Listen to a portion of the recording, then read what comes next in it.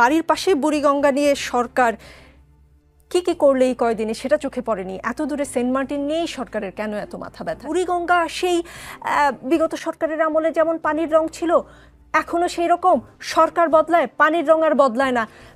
বুড়িগঙ্গায় প্রাণ বৈচিত্র্য নিয়ে আসলে যখন কারো মাথা ব্যথা থাকে না, তখন আসলে সন্দেহগুলো হয় কি? সেন্ট মার্টিন নিয়ে কথা বলায় বিএনপি নেতা ব্যারিস্টার রুমিন ফারহানার উপর একটু চটে গিয়েছিলেন আপনি। মানে সেন্ট মার্টিন নিয়ে কথা বললে বা প্রশ্ন করলে এখনো কি চটে যাবেন সেই রকম কিনা? সেন্ট মার্টিন নিয়ে আসলে কি হচ্ছে? না, আমি ওনার উপর চটে যাইনি। আমার কথা হলো একজন রেসপন্সিবল পলিটিশিয়ান। রেসপন্সিবল যখন পলিটিশিয়ান হবেন তখন এই পুরো জিনিসগুলো আপনার একটু পড়া থাকতে হবে। আমার মনে ছিল যে উনি আসলে পড়ালেখা করেন নাই। আমরা সেন্ট মার্টিনে কি হচ্ছে আমরা বারবার বলছি, আমরা বারবার জানাচ্ছি। ফরেন মিনিস্ট্রি থেকে বলা হয়েছে, চিফ অ্যাডভাইজার অফিস থেকে বলানো হয়েছে, বন, তারপরে এনভায়রনমেন্ট মিনিস্ট্রি থেকে রিজওয়ানা আপা অনেকবার বলেছেন। তারপরে যদি ওনার সন্দেহ হয় তাহলে উনি কি করতে পারেন? উনি ফিজিক্যালি ভিজিট করতে পারেন, উনি ওখানে যেতে পারেন যে না আমি যাই, যে দেখি আসলে কি হচ্ছে, কিছু হচ্ছে কিনা। কিন্তু না হয় যেটা হয় কি, অনেকে আছেন খুব cheap, low quality conspiracy theory বারবার বলতে থাকেন ওই ব্যাপারে। আপনি তো পলিটিশিয়ান এবং আপনি খুবই রেসপন্সিবল পলিটিশিয়ান, বাংলাদেশে একটা বৃহৎ পলিটিক্যাল পার্টিকে আপনি রিপ্রেজেন্ট করেন। তো আপনার কাছ থেকে তো আমি আশা করব যে আপনি সত্য কথাটা বলবেন। ব্যারিস্টার রুমিন ফারহানা যেহেতু এখানে নেই এবং আপনি একতরফা বললেন, আমি ব্যারিস্টার রুমিন ফারহানা থাকলে যে প্রশ্নটি করতেন আমি একটু চিন্তা করে বলার চেষ্টা করি যে তিনি যেটা পরবর্তীতে প্রশ্ন করেছিলেন, বাড়ির পাশে বুড়িগঙ্গা নিয়ে সরকার কি কি করলে এই কয়দিনে সেটা চোখে পড়েনি। এত দূরে সেন্ট মার্টিন নিয়েই সরকারের কেন এত মাথা ব্যথা, সেটা কি জনগণ পরিষ্কারভাবে বুঝতে পারছে? মাথা ব্যথা তো কিছু করিনি। আমরা কি করেছি সেন্ট মার্টিনে? সেন্ট মার্টিন একটা রেয়ার কোরাল আইল্যান্ড। তার এনভায়রনমেন্টকে প্রিজার্ভ করার জন্য আমরা আমাদের পুরো এনভায়রনমেন্টের যতগুলো নর্মস আছে সেগুলো আমরা মানছি। আমরা এক্সপার্টদের সাথে কথা বলেছি, তারা বলেছে যে এটার একটা সার্টেন পিরিয়ডের টাইমের পরে এখানে ভিজিটর অ্যালাউই করা যাবে না।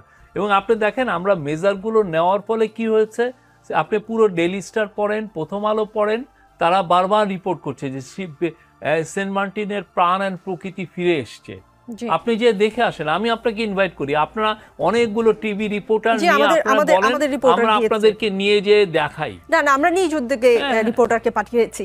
সন্দেহ তখন হয় কিনা শফিকুল আলম, ঢাকা আপনি যেমন বললেন, সন্দেহটা তৈরি হয় যখন পলিটিশিয়ানরা এই কনস্পিরেসি স্টোরিগুলো নিজেরা প্রমোট করে। আমি একটু প্রশ্নটা শেষ করি। সন্দেহ তখন হয় কিনা যখন আপনি যেমন বললেন যে সেন্ট মার্টিন একটা rare coral island, Buriganga Dhaka শহরের প্রাণ। আমরা যখন দেখি বুড়িগঙ্গা সেই বিগত সরকারের আমলে যেমন পানির রং ছিল, এখনো সেই রকম। সরকার বদলায়, পানির রং আর বদলায় না। বুড়িগঙ্গায় প্রাণ বৈচিত্র্য নিয়ে আসলে যখন কারো মাথা ব্যথা থাকে না, তখন আসলে সন্দেহগুলো হয় কিনা? আপনি বুড়িগঙ্গার সাথে মিনিমাম 300 থেকে 400 ফ্যাক্টরি জড়িত। বুড়িগঙ্গার সাথে টোটাল বাংলাদেশ ঢাকার বর্জ্য ব্যবস্থাপনা জড়িত। বুড়িগঙ্গার সাথে পুরো বাংলাদেশের সাউদার্ন বাংলাদেশের কমিউনিকেশনের বিষয়টা জড়িত।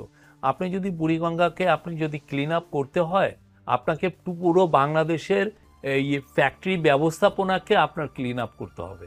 সেটা আমরা কি পারবো? আমি কি যদি বলি যে না আমি প্রত্যেকটা ফ্যাক্টরিকে এনভায়রনমেন্ট কমপ্লায়েন্ট করব, সেক্ষেত্রে আমার প্রোডাক্টের দামটা কোথায় যে ঠেকবে? আমি এটা পারবো? এইটা it will take tens of billions of dollar.